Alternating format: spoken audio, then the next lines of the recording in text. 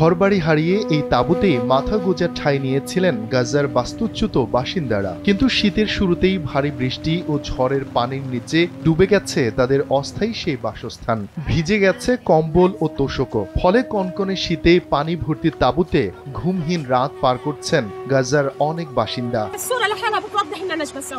দেখতেই পাচ্ছেন আমরা কেমন আছি। ভারী বৃষ্টিতে পুরোপুরি ভিজে গিয়েছি। সব জামা কাপড়, কম্বল, তোশকও ভিজে বরফ হয়ে গেছে।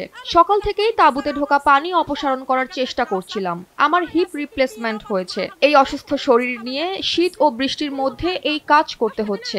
আমাদের সঙ্গে অসুস্থ ও বয়স্ক শ্বশুর শাশুড়ি রয়েছেন। তারা ভিজে চুপচুপে হয়ে গেছেন। আমাদের অবস্থাটা দেখুন, কিসের মধ্যে আমরা আছি, কিভাবে বেঁচে আছি।